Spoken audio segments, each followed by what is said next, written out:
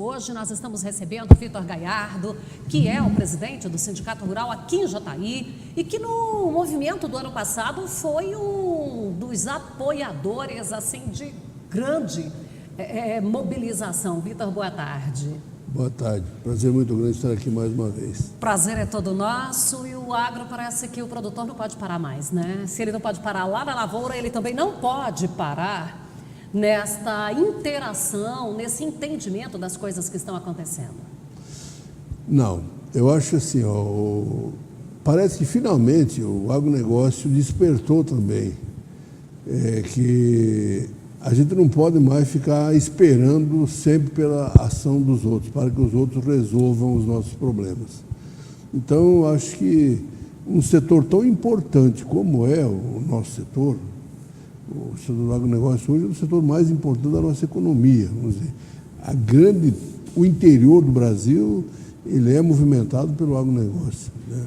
E também as capitais, mas as grandes cidades do interior, que a pujança que é o interior do Brasil hoje, graças ao agronegócio. E nós não podemos mais ficar assim, sempre na retaguarda, sempre esperando que se resolvam as coisas, e nós ficamos assim, sem ser protagonista das ações. Mais do que nunca, me parece que essa consciência, o pessoal vem incorporando isso. Nessa questão das reformas que nós precisamos no Brasil, o nosso setor foi talvez o primeiro setor que se levantou dando apoio na eleição do atual governo. Eu acho que não foi nem assim, possivelmente, com certeza foi aquele que se manifestou, se posicionou. Posicionou firmemente e tenho certeza que mais lá de 90%, 95% do agronegócio teve a expressiva votação em cima do governo Bolsonaro.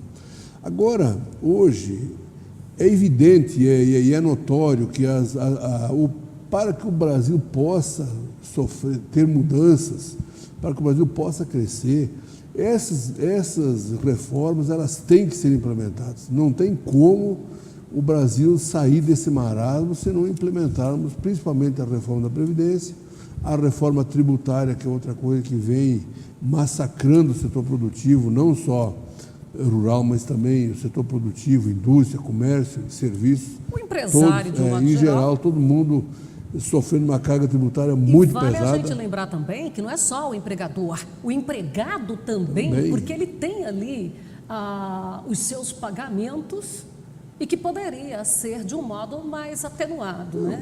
O tanto de impostos que nós pagamos em cadeia hoje, isso é um absurdo. Então, o assalariado, no fundo, é o que mais paga ainda, porque, vamos dizer, o empresário ainda ele é um repassador de impostos, porque ele cobra o imposto, o tributo em cima do que ele vende e em cima do que ele produz, e, na verdade, quem paga o imposto é o consumidor final. Então, eu digo assim, no nosso setor também. Então, nós temos que trabalhar, e o objetivo desse movimento, no dia 16 de abril, aproveitando lá a Agro Brasília, que é um 16 de maio. Dia 16 de maio, desculpa. Aproveitando essa data que ocorre esse grande evento lá na capital federal, né? Então nós estamos aí reativando o movimento Brasil Verde e Amarelo, a exemplo do que ocorreu em abril do ano passado, né? Esse ano, então, vai ocorrer no mês de maio, e com o objetivo principal, o que vai ser? O foco do negócio é dar sustentabilidade ao governo, é mostrar para o governo, olha, o agronegócio está favorável e nós precisamos das reformas, que sejam implementadas essas reformas, tanto da Previdência como da tributária, e também um apoio assim, incondicional a essas questões desse pacote anti-corrupção, né, que é um outro câncer do Brasil e que nós temos que crime e anticorrupção, e dar apoio aí à Operação Lava Jato, que isso tenha Ficou continuidade. Ali até, às vezes, em alguns momentos, chamado de o pacote do Moro, né? Porque... Mas eu digo assim, hoje elas estão tomando uma proporção tão grande e tá trazendo à tona tanta coisa, né? E realmente mostrando a situação que nós vivíamos, como que o nosso país ainda conseguia andar com tanta corrupção, Tanto desvio. com tanto desmando, né? Então está na hora de acabar com isso. Eu acho que nós temos a obrigação de mostrarmos a nossa indignação e mostrarmos que nós estamos como governo e queremos essa mudança.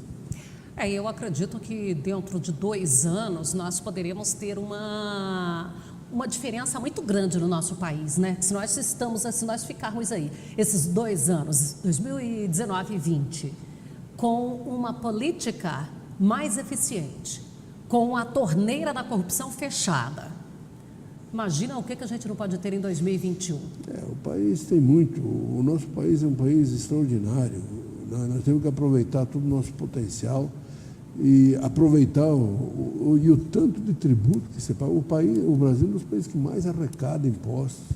Quer dizer, só que esse dinheiro ele é perdido, né? No meio do caminho esse dinheiro é desviado, ele é perdido, ele não gera resultado como devia. Então nós temos que trabalhar para isso, fazer com que se aproveite ao máximo os recursos, que os poderes públicos, executivo, legislativo, façam com que esses recursos que são arrecadados, esse dinheiro sagrado que é arrecadado pelo povo brasileiro, que realmente seja convertido em benefício para a população. E olha, nós temos que acabar no Brasil com essa mania de superfaturar o que é feito publicamente. Nós temos um exemplo aqui bem pertinho, muito claro, que o Sucesso no Campo acompanhou, não sei se você viu aí, ali em Caiapônia, a construção da cadeia.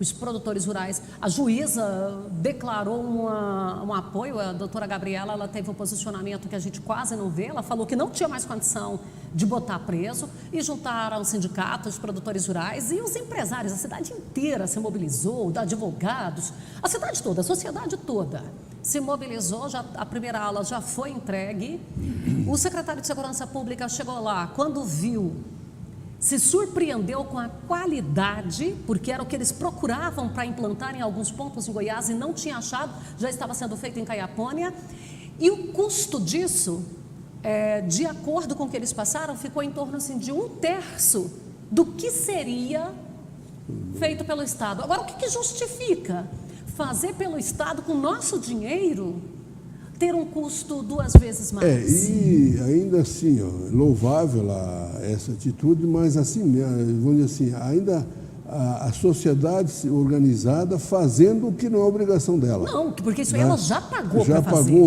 Ela já pagou. Então ela já está pagando pela segunda vez. Então, só que aí mostra o exemplo, né? Como que é possível fazer as coisas com custo bem menor. Então, fala assim, menos Estado.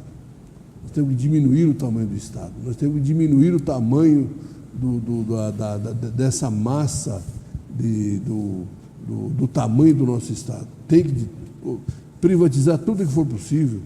Temos que o Estado não tem nada que ficar se metendo em ele. O Estado querer construir estrada, construir portos, construir aeroportos. O Estado tem que se preocupar com aquilo que é fundamental para a população: saúde, educação, segurança. O restante, deixa que a iniciativa privada toque, e toca muito bem, e o país anda. Claro, dentro dos marcos regulatórios, né, que se estabeleçam os marcos regulatórios e que sejam cumpridos. Aí sim, eu acredito que nós teremos um país que realmente vá para frente. E nesse marco regulatório, nessas observações, ficar de olho em quem são os profissionais que estão cuidando da nossa justiça, né? É outra coisa que também tem que mudar, né? Porque do jeito que está complicado. Como é que hoje nós não podemos confiar... Não podemos nem falar, né, que o STF está tendo problemas. Não podemos confiar na nossa Corte Suprema, na Justiça. Então, onde é que nós estamos, né? É uma coisa, aquilo virou um balcão de negócios, infelizmente. Isso não pode. Então, está na hora de... Eu acho que assim, a pessoa para chegar a ser lá um ministro supremo, ele tem que ter uma carreira dentro da... Né, tem que ter sido magistrado, tem que ter sido seguido todos os caminhos, todos os passos, ser uma pessoa concursada, uma pessoa que realmente tenha capacidade e que tenha prova de serviços prestados e que... Idoneidade. Aí eu acho que esse que é o caminho. Agora, indicação, se os poderes são independentes, como é que um setor, o Poder Judiciário, ele lá na Corte Maior é indicada pelo Executivo? Como que ela vai? Como é que essa corte como é que vai cobrar? vigiar esse Executivo? Não tem jeito, né? Deve favor. Quer dizer, como é que vai ser isenta? A prova está aí, que as instâncias inferiores estão mostrando muito mais resultado do que o Supremo. Então, aí está a explicação, aí está realmente. Então, nosso país, eu acho que o nosso país vai mudar, está mudando, já está mudando, mas tem que mudar muito mais. E nós precisamos urgentemente implementar essas reformas e vamos para esse nosso movimento mostrar realmente a força do agronegócio e, quem sabe, aí nós trazemos junto conosco o setor empresarial, humano, o próprio setor dos próprios empregados também, que precisam muito. Nós temos aí quase 14 milhões de desempregados que estão precisando que esse país cresça para poder ter emprego. Então, vamos trabalhar para isso. Vitor, e a gente começa a falar e vai em tantos setores. Essa mobilização no dia 16 de maio, ela vai servir para todos esses setores, né? Porque a partir do momento que se tem uma mobilização ali no PADEF, onde acontece a AgroBrasília, que a concentração será lá, deixa os nossos legisladores todo com a pulguinha atrás da orelha, né? Ele aumenta a responsabilidade deles, não é verdade? Com certeza, né? Por isso que a gente espera que a participação seja efetiva, né? Que o setor com certeza, porque ali é dentro de uma exposição grande, então ali dentro da exposição vai ter setor empresarial, do agronegócio, mas vai ter setores, né, de outros, né?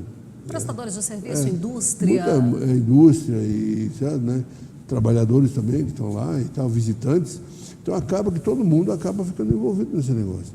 E um fator importante também já está tendo, nós estamos tentando, a coordenação tentando agendar a possível presença também do presidente da República no dia do manifesto lá na Brasília. É uma coisa que está se negociando ainda, não temos ainda confirmação, mas temos a expectativa que a gente consiga ter a presença do presidente da República lá